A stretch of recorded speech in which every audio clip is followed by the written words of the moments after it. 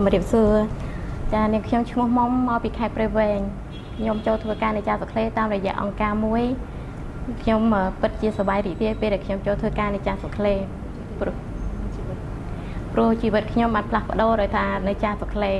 ព្រោះពីមុនជីវិតខ្ញុំដែលមិនទាន់ចូលចាសក្លេជីវិតខ្ញុំពិតជាមិននឹកស្មានបានប៉ុណ្ណឹងឡើយពេលដែលខ្ញុំចូលចាសក្លេ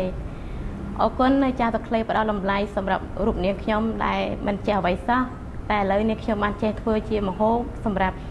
ពុតគង់ភ្ញៀវចាសក្លេបានផ្ដល់សេចក្តីស្រឡាញ់និងផ្ដល់អ្វីៗគ្រប់យ៉ាងសម្រាប់ខ្ញុំច្រើនអរគុណសម្រាប់ចាសក្លេអ្វីដែលនាងខ្ញុំចូលចិត្តបំផុតគឺចូលចិត្តធ្វើម្ហូបតំណែងជាមួយមិត្តភ័ក្តិពេលធ្វើការជាមួយគ្នាពិតជាសប្បាយពេល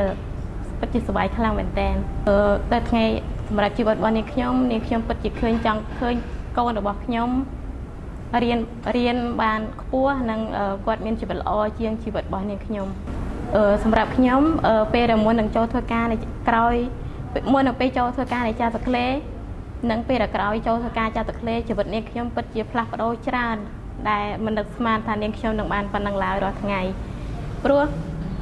ចាសក្លេផ្ដល់តម្លៃសម្រាប់ខ្ញុំខ្លាំងខ្ញុំនិយាយពីដើមអញ្ចឹងនាងខ្ញុំពិតជាអត់ចេះអ្វីទេក្រៅពីសម្អាតក្រៅពីអ្វីផ្សេង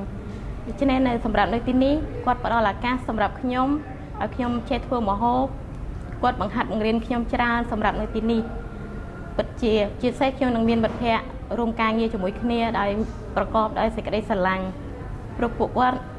ជឿព្រះអង្គនិងគាត់លើកទឹកចិត្តរបស់ខ្ញុំពេលនាងខ្ញុំពិបាកនាងខ្ញុំពិតជាត្រូវការពួកគាត់ហើយពិសេសគឺអរគុណអ្នកដឹកនាំនៅទីនេះដែលគាត់តែងតែដាស់តឿនរាល់ពេលដែលនាងខ្ញុំបានធ្វើខុសគាត់មានសេចក្តីស្រឡាញ់ដែលមកពីព្រះជាម្ចាស់ខ្ញុំពិតជាអរគុណនៅចាសក្លេខ្លាំងបំផុតខ្ញុំមិនអាចនឹកស្មានថានៅទីនេះផ្ដល់តម្លៃសម្រាប់រូបនាងខ្ញុំឡើយខ្ញុំចូលនៅទីនេះ3ដងហើយខ្ញុំមិនអាចនឹកស្មានថាខ្ញុំនឹងមានឱកាសចូលជាលើកទី3ឡើយតែអរគុណដោយសេចក្តីស្រឡាញ់របស់ព្រះអង្គខ្ញុំនឹងតស៊ូសម្រាប់ទៅថ្ងៃអនាគតដល់គ្រួសាររបស់ខ្ញុំនឹងធ្វើគំរូធ្វើជាម៉ាក់ល្អធ្វើជាប៉ាល្អសម្រាប់ដោយកូនរបស់ខ្ញុំទាំង3នាក់ខ្ញុំអត់ចង់យំទេប៉ុន្តែទប់ទឹកភ្នែកបានចុងក្រោយនេះខ្ញុំសូមអរគុណហើយក៏អរគុណដល់ព្រះជាម្ចាស់ដែរដែលព្រះអង្គតែងតែបង្ហាញផ្លូវនៅអ្វីដែលខ្ញុំត្រូវការព្រះអង្គតែងតែឲ្យខ្ញុំមកចាសក្លេព្រះអង្គទីនេះជាមិត្តសម្លាញ់របស់ខ្ញុំស្ថិតតែបងប្អូនរបស់ខ្ញុំអរគុណច្រើន